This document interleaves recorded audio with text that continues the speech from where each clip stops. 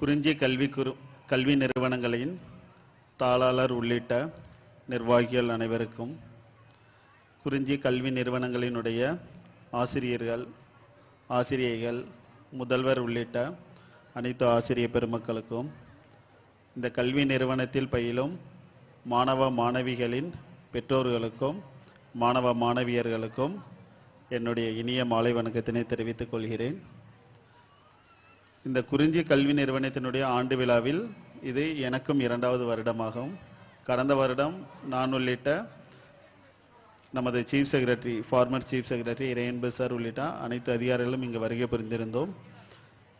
So இன்று 2வது ஆண்டாக உங்கள் முன்னாடி நான் நின்று கொண்டிருக்கிறேன். இந்த ஆண்டு விழா எனக்கு முன்னால் பேசிய நமது சிஇஓ சொல்லியது போல ஒரு மிக முக்கியமான தருணமாகும்.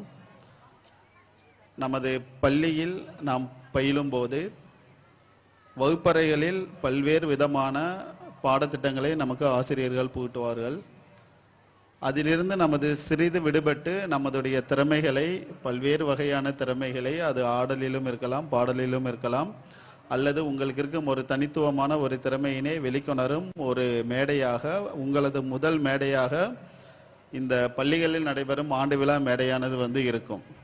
யார் எங்கு சென்றிருந்தாலும், எவ்வளோ பெரிய மேடையை அலங்கரித்திருந்தாலும், இந்த பள்ளி ஆண்டு விழா மேடை தான் அவர்களது முதல் அனுபவமாக இருக்கும். ஸோ அந்த வகையில் இந்த பள்ளி ஆண்டு விழா என்பது மிகவும் முக்கியத்துவம் வாய்ந்தது. 2வது கற்றல் பற்றி உங்களுக்கு நான் சில அறிவுரைகளை கூற விரும்புகிறேன். ஸோ பள்ளிகளில் நமது வகுப்பறையில் ஆசிரியர்கள் கற்றுத்தரும் பாடமானது நமது வாழ்க்கையில் நாம் கற்றறியக்கூடியவைகளில் 50% மட்டுமே. உங்களுடைய ஆசிரியர்கள் தமிழ் மொழியை கற்றுத்தரலாம், ஆங்கில மொழியை கற்றுத்தரலாம், கணக்கு மொழியினையும் கற்றுத்தரலாம், அறிவியல் ஆர்வத்தையும் உங்களுக்கு கற்றுத்தரலாம், நம்மை சுற்றி நடக்கும் சமூகத்தை பற்றின அந்த சமூக அறிவியல் பாடத்தையும் அந்த அறிவினையும் உங்களுக்கு தரலாம். இவை அனைத்துமே உங்களுக்கு 50% கூட கிடையாது, 50%க்கும் குறைவானது.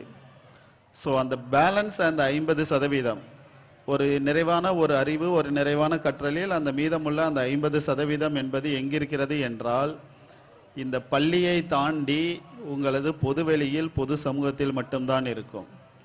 இந்த பொதுவெளியில், பொது சமூகத்தில் உள்ள அந்த 50% அறிவை எப்படி பெறுவது என்றால், மிக முக்கியமான ஒரு ஆயுதம் நியூஸ் பேப்பர், செய்தித்தாள்கள். அந்த செய்தித்தாள்கள் தான் உங்களுக்கு பள்ளி அறிவை தாண்டி, இங்கு பள்ளியில் புகட்டக்கூடிய பாடங்களை தாண்டி உங்களுக்கு அந்த பொது சமூகத்தை பற்றின, பொது வெளியினை பற்றின சரியான ஒரு அறிவினை தரும். ஸோ உங்கள் அனைவரையும் நான் கேட்டுக்கொள்வது என்னவென்றால், இங்கு வந்திருக்கும் பெற்றோரையும் சேர்த்து தினமும் உங்களுடைய பிள்ளைகளுக்கு நீங்கள் இங்கு நடத்தக்கூடிய இந்த பள்ளியில் உள்ள அறிவு, அந்த கற்றலை மட்டும் கற்றுத்தராமல், தயவு செய்து அவர்களை தினமும் ஒரு 1 மணி நேரமோ 2 மணி நேரமோ செய்தித்தாள்களை வாசிக்க வையுங்கள். அந்த செய்தித்தாள்கள் அவர்களுக்கான உலகத்தினை அவர்களுக்கு காட்டும். ஸோ அந்த செய்தித்தாள்களில் உள்ளவனவற்றை அவர்கள் படித்து தெளிவான ஒரு சிந்தனைக்கு வரும்போது தான் அவர்கள் பள்ளியில் பயின்றவனையும் வெளியில் உள்ளதையும் ஒன்றாக இணைத்து ஒரு நல்ல ஒரு ஆரோக்கியமான ஒரு கற்றல் அவர்களுக்கு இருக்கும். அடுத்து மிக முக்கியமான கற்றல் எங்கிருந்து வரும் என்றால் விளையாட்டு. விளையாட்டு என்பது நான் உட்பட இங்கே மேடையில் அமைந்திருக்கும் அனைவரது காலங்களிலும் விளையாட்டு என்பது இந்த மாதிரி கிரவுண்டில், இவ்வளோ பெரிய கிரவுண்ட்ஸோ இல்லை ஊர்களில் இருக்கக்கூடிய சிறு சிறு மைதானங்களிலேயோ நாம் கற்றவையாக இருக்கும். பட் ஆனால் இன்று இருக்கிற காலகட்டங்களில் விளையாட்டு என்பது மொபைல் ஃபோன்களில் மட்டுமே இருந்து கொண்டிருக்கிறது. இது என்னுடைய பிள்ளைகளுக்கும் இந்த நிலைமை ஏற்பட்டு கொண்டிருக்கிறது. அதிலிருந்து வெளிவர நானும் பல்வேறு முயற்சிகளை செய்து கொண்டிருக்கிறோம். ஸோ விளையாட்டு ஏன் முக்கியத்துவம் வாய்ந்தது கற்றலில் அப்படிங்கிற போது, விளையாட்டு தான் அவர்களுக்கு பல்வேறு விதமான திறன்களை மேம்படுத்த உதவும். ஒரு மனிதனுக்கு தன்னுடைய சுய சிந்தனை, தன்னுடைய அந்த இன்ட்ரா ஸ்கில்ஸ் அப்படின்வாங்க, இன்ட்ரா பர்சனல் ஸ்கில்ஸ் அப்படின்வாங்க. இப்போ நான் இருக்கிறேன் என்றால் என்னால் சரியாக ஓட முடியும், என்னால் சரியாக விளையாட முடியும், அதற்கு என்னுடைய உடல் எப்படி ஒத்துழைக்கிறது, நான் வலுவாக இருக்கிறேனா, இல்லை நான் ஒரு ஹை ஜம்பில் நல்லா என்னால் பண்ண முடியுதா அப்படிங்கிற மாதிரி எனக்கு சொந்தமான தனிப்பட்ட திறமைகளை வந்து விளையாட்டின் மூலமாக தான் நான் கண்டறிய முடியும். அடுத்ததாக விளையாட்டில் இன்னொரு விதம் என்னவென்றால் அந்த டீம் கேம் அப்படின்னு சொல்லுவோம். ஒரு குழுவாக இணைந்து வந்து விளையாடுவோம். அப்படி குழுவாக இணைந்து விளையாடும் போது உங்களுடைய மாணவ செல்வங்கள் இல்லை உங்களுடைய பிள்ளைகள் வந்து அந்த குழுக்களிலிருந்து நிறைய திறன்களை வந்து கற்றுக்கொள்ள முடியும். எப்படி என்றால் ஒரு குழுவில் இருக்கும் 10 நபர்கள் இருந்தால் அந்த 10 நபர்களும் ஒரே மாதிரியான திறமையோடு இருக்க மாட்டார்கள். உங்கள் அனைவருக்கும் தெரியும், நீங்கள் தனித்துவமான திறமையை வைத்து இந்த வாழ்க்கையில் எதையுமே வந்து வெற்றி பெற முடியாது. அதுக்கு வந்து உங்களுக்கு ஒரு குழுவாக இணைந்தால் மட்டுமே வந்து வெற்றி பெற முடியும். அப்படி நீங்கள் உங்களுடைய பிள்ளைகள் வந்து அந்த குழுவாக செயல்படும் போது அவர்களுக்கு தன்னுடைய தனிப்பட்ட திறமைகளை வந்து கண்டறியக்கூடிய அந்த இது மட்டும் இல்லாமல் தன்னோட குழுவில் இருக்கும் சக மாணவர்கள் அல்ல சக பணியாளர்களுடைய திறமைகளையும் அறிந்து கொள்ள வேண்டும். ஒருத்தருக்கும் ஒரு விதமான திறமைகள் இருக்கும். உங்கள் எல்லாருக்கும் ஈஸியாக புரிகிற மாதிரி சொல்லணும் அப்படின்னா கிரிக்கெட்டுன்னு எடுத்துக்கிட்டோன்னா பேட்ஸ்மேன்னா 1000 பேட்ஸ்மேன் இருப்பாங்க. பட் ஆனால் நம்ம சூஸ் பண்ணுறது பர்டிகுலராக ஓப்பனிங் விளையாடுறதுக்குன்னு சொல்லி ஒரு சில திறமைகள் உள்ளவங்களை தான் ஓப்பனிங் விளையாட விடுவோம்.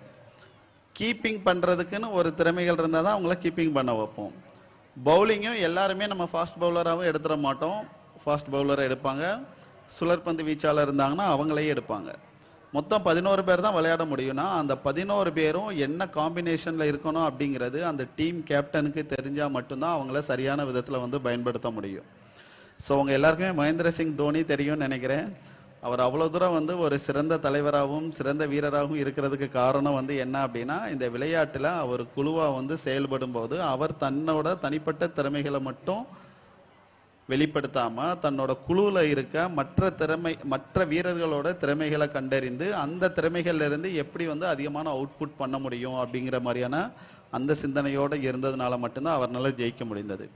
ஸோ இந்த விளையாட்டு மூலமாக தான் ஒரு மாணவருக்கும் சரி இல்லை ஒரு வளர்ந்த ஒரு பெரியவர்களுக்கும் சரி தன்னுடைய தனிப்பட்ட திறமைகளும் தன்னோட சேர்ந்து பயணிக்கிற அந்த குழுவில் இருக்க மற்றவங்களோட திறமைகளையும் கண்டறிந்து ஒரு டீமாக வந்து செயல்படுறதுக்கான இதுங்களை கற்றுக் கொடுக்கும். ஸோ வகுப்பறை மட்டுமே வந்து எல்லாவற்றையும் நமக்கு கற்றுத்தராது. ஸோ உங்கள் எல்லாரையும் நான் கேட்டுக்கிறது என்ன அப்படின்னா நீங்கள் ஒரு பெற்றோர்களாக உங்களுக்கு ஒரு 50% நீங்கள் இந்த பள்ளிகளில் கற்றுக்கிறத மட்டும் வச்சு உங்கள் குழந்தைகளை வந்து நீங்கள் சாட்டிஸ்ஃபேக்ஷன் ஆகாதீங்க.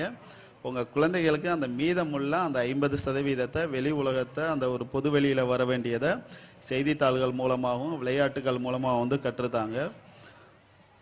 இப்படி நம்ம கற்றலில் போகிறப்போ வந்து நமக்கு நிறைய டிஸ்ட்ராக்ஷன்ஸ் வந்து நடந்துகிட்டு இருக்கு. டிஸ்ட்ராக்ஷன் நான் இருக்கிற காலங்களில் டிவி மூலமாக வந்தது. அப்போல்லாம் வந்து எப்போ பாரு டிவி பார்த்துக்கிட்டு இருக்கக்கூடாது, நல்லா படிக்கணும்னு சொல்லிக்கிட்டு இருந்திருப்பாங்க. ஸோ எனக்கு முந்தைய காலங்களில் ஒரு வகையான டிஸ்ட்ராக்ஷன்ஸ் வந்து இருந்திருக்கும். இப்போ இருக்க சிறுவர்கள் இப்போ இருக்க அந்த மாணவியர்கள் இந்த ஜென்ரேஷன்ஸில் பார்த்தோம் அப்படின்னா ஆப்வியஸாக அவங்க எல்லாருக்கும் தெரிஞ்ச மாதிரி மொபைல் ஃபோன், அந்த மொபைல் ஃபோனோட கனெக்டட் ஆகிருக்க இன்டர்நெட், அந்த இன்டர்நெட் மூலமாக செயல்படுற பல்வேறு வகையான அப்ளிகேஷன்ஸ், வாட்ஸ்அப்பு, ஃபேஸ்புக்கு, யூடியூப் எல்லாமேவும் அதுக்கு நீங்களுமே அடிக்டாக தான் இருப்பீங்க. அஃப்கோர்ஸ் நானும் ஒரு வகையில் அதுக்கு சின்ன விஷயத்தில் அடிக்டடாக தான் இருக்கேன். பட் எனக்கு வந்து என்னோட வயசுக்கு என்னால் வந்து ஒரு யூடியூப் பார்க்குறேன் இல்லை ஃபேஸ்புக் பார்க்குறேன் அப்படின்னா எதை பார்க்கணும் எதை பார்க்கக்கூடாது அப்படிங்கிற ஒரு புரிதல் வந்து இருக்கும். அது வந்து எனக்கு எப்போ வரும் அப்படின்னா ஒரு 20-25 வயசு ஆனதுக்கு அப்புறமா அந்த புரிதல் வந்து வரும். இன்னும் 25 வயசு ஆனவங்களுக்கே அந்த புரிதல் வராமல் தான் இருக்குது. ஸோ அப்படிங்கிற பட்சத்தில் சிறுவர்கள் கையில் வந்து அதே மொபைல் ஃபோன் இருந்தது அப்படின்னா அவங்களால கண்டிப்பாக அதை புரிஞ்சுக்கிற முடியாது. அந்த ஃபேஸ்புக், வாட்ஸ்அப், நான் சொல்கிற மாதிரி இன்ஸ்டாகிராம் இதெல்லாம் வந்து எப்படி ப்ரோக்ராம் பண்ணியிருப்பாங்க அப்படின்னா உங்களுக்கே எல்லாருக்கும் தெரிஞ்சிருக்கும். நீங்கள் ஒரு விஷயத்தை வந்து பார்த்தீங்க அப்படின்னா ஒரு குக்கிங் வீடியோஸ் பார்த்தீங்கன்னா உங்களுக்கு குக்கிங் வீடியோ கண்டென்ட்டாக தான் வரும். நீங்கள் நாமக்கல்லில் இருக்கீங்க அப்படின்னா உங்களுக்கு நாமக்கல்லில் சுற்றி இருக்க அந்த வீடியோ கண்டென்ட் மட்டும்தான் வரும். தமிழ்நாட்டு பேஸ்டாக இருந்தால் தமிழ்நாட்டில் இருக்க வீடியோ கண்டென்ட் மட்டும்தான் வரும். இதே நீங்கள் இங்கேருந்து ஷிஃப்ட் ஆகி டெல்லிக்கு போனீங்கன்னா உங்களுக்கு வர வீடியோஸ் எல்லாமே வந்து நீங்கள் லைக்ஸ் பண்ண நீங்கள் பார்த்த வீடியோஸ் வரும். At the same time Delhi லொக்கேஷனில் இருக்க வீடியோஸாக தான் வந்து வரும். உங்கள் குழந்தைங்க வந்து ஏதாச்சும் விளையாட்டுத்தனமாக ஒரு வீடியோ வந்து பார்க்குறாங்க அப்படின்னா யூடியூப்லேயோ ஃபேஸ்புக்லேயோ இல்லை இன்ஸ்டாகிராம்லேயோ திரும்ப வந்து அவங்களுக்கு அதே வீடியோ தான் வரும். அந்த மெஷினுக்கு வந்து தெரியாது அது குழந்தை பார்க்குதா இல்லை யார் பார்க்குறாங்கன்னு சொல்லிட்டு. அதை பொறுத்த வரைக்கும் யார் வந்து ஒரு வீடியோவை ரிப்பீட்டடாக பார்க்குறாங்க அவங்களுக்கு அதே வீடியோ தான் வந்து திரும்ப வந்து ஃபீட் பண்ணிக்கிட்டே இருக்கும். ஸோ அந்த ப்ரோக்ராம், அந்த அல்காரிதம் வந்து நம்ம வந்து வெளிப்படையாக நமக்கு தெரியறத மட்டும்தான் பார்க்குறோம். பட் ஆனால் அதுக்கு பின்னாடி அவங்க லாப நோக்கில் வந்து அது எப்படி வடிவமைச்சிருப்பாங்க அப்படிங்கிறத உங்களால் வந்து புரிஞ்சுக்க முடியாது. அது எப்படி வடிவமைச்சிருப்பாங்க அப்படின்னா, உங்களை அடிமையாக்கி அதிலே வந்து உங்களை வந்து ஒரு பொருளாக தான் வந்து பார்ப்பாங்க. ஃபார் எக்ஸாம்பிள், ஒரு நீங்கள்லாம் இந்த கேள்விப்பட்டிருப்பீங்க, இந்த மெடிசின் இண்டஸ்ட்ரியிலலாம் பார்த்தீங்கன்னா இந்த கினியா பிக்னு சொல்லுவாங்க. அந்த மாதிரி அந்த எலிகளில் தான் வந்து எல்லாத்தையுமே டெஸ்ட் பண்ணுவாங்க. ஸோ இந்த ஃபேஸ்புக்கு, இன்ஸ்டாகிராம்லாம் பார்த்தீங்கன்னா உங்களை எல்லாரும் வந்து அந்த மாதிரி தான் வந்து டெஸ்ட் பண்ணுறதுக்கான ஒரு டூலாக தான் வந்து யூஸ் பண்ணிக்கிட்டு இருக்கும். உங்களவே அப்படின்னா உங்களோட பசங்களுக்கு கண்டிப்பாக அது 100% டிஸ்ட்ராக்ஷனை தான் வந்து ஏற்படுத்தும். அதே மீறி நீங்கள் உங்கள் பசங்களுக்கு கொடுக்கணும் அப்படின்னா நீங்கள் அவங்கள எப்படி கண்ட்ரோல் பண்ண போகிறீங்க அப்படிங்கிறத நீங்கள் பெற்றோர்கள் தான் வந்து கண்டறிந்து வந்து அதை செயல்படுத்தணும். மேக்ஸிமம் ஒரு நாளைக்கு 1/2 ஹவருக்கு மேலே வந்து 1/2 ஹவர் 1 ஹவருக்கு மேலே வந்து அவங்ககிட்ட மொபைல் ஃபோன் இல்லாமல் இருக்கிறது ரொம்ப ரொம்ப நல்லது. இன்றைய யுகத்தில் வந்து இந்த மொபைல் ஃபோனுக்கு அடிக்டான இந்த பசங்களை பற்றினா ஒரு தனி ஸ்டடியே வந்துட்டு அதுக்கு நிறைய சைக்கலாஜிக்கல் டேர்ம்ஸ் எல்லாம் வந்து வைக்க ஆரம்பிச்சிட்டாங்க. ஏன்னா அந்தளவுக்கு வந்து நிறையா வந்து பார்த்து அடிக்ட் ஆக ஆரம்பிச்சிட்டாங்க. ஒரு லாஸ்ட் வீக் கூட பார்த்தோன்னா நம்ம சேலம் டிஸ்ட்ரிக்டில் ஜஸ்ட் ஒரு 10 days பிஃபோர் தான் ஒரு பாட்டி, ஒரு 70-75 வயசு பாட்டி 11வது படிக்கிற பசங்ககிட்ட, தம்பி ஏன்பா இப்படி மொபைலே வந்து அடிக்டாக இருக்க, இதெல்லாம் வந்து விட்டுட்டு படிக்க தானே அப்படின்னு சொன்னதுக்கு அவன் கோவப்பட்டு அந்த பாட்டியை வந்து தலையிலே அடித்து சாவடிச்சிட்டான். இது வந்து அவனோட தப்பும் கிடையாது. ஏன்னா அவன் மொபைல் ஃபோனை பார்த்து பார்த்து பார்த்து பார்த்து அடிக்ட் ஆகி அந்த மொபைல் ஃபோன் இல்லாமல் அவனுக்கு உலகமே இல்லை அப்படிங்கிற நிலைமையில வந்து அவனோட மைண்டு வந்து ஃப்ரேம் ஆகிருக்கும். நீங்கள் சின்ன வயசில் எதை வந்து அதிகமாக பார்க்குறீங்களோ, எதை அதிகமாக கேட்குறீங்களோ, எதில் வந்து அதிகமாக இன்ட்ரெஸ்ட் காட்டி மூழ்கி இருக்கீங்களோ அது வந்து உங்களை வந்து ஃபுல்லாக வந்து ஆட்டி படைச்சிரும். அது படிப்புலையும் சரி, விளையாட்டுலையும் சரி, அதே இது மொபைல்லையும் சரி. பட் இந்த படிப்பே விளையாட்டுங்கிறது உங்களுக்கு நல்ல பயனுள்ள விஷயங்களை வந்து தரும். பட் இந்த மொபைல் ஃபோன் அது ரிலேட்டடாக அதோட கனெக்ட் ஆகிருக்க இந்த இன்டர்நெட்டோட வந்த இந்த அப்ளிகேஷன்ஸ் எல்லாமே வந்து கண்டிப்பாக நமக்கு நல்ல விஷயங்களை வந்து தராது. பர்டிகுலராக இளைஞர்களுக்கும் சரி, குழந்தைகளுக்கும் சரி.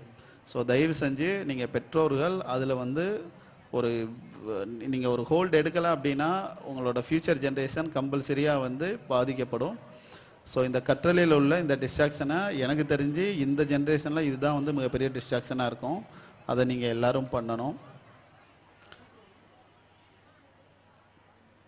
ஸோ உங்கள் எல்லாருக்கும் இங்கே வந்திருக்கும் அனைத்து மாணவ மாணவியர்களுக்கும் பெற்றோர்களுக்கும் இந்த விழாவில் என்னை சீஃப் கெஸ்டாக அழைத்த இந்த குறிஞ்சி கல்வி நிறுவனங்களினுடைய அனைத்து நிர்வாகிகளுக்கும் என்னுடைய மனமார்ந்த வாழ்த்துக்களை தெரிவித்துக் கொள்கிறேன். நன்றி, வணக்கம்.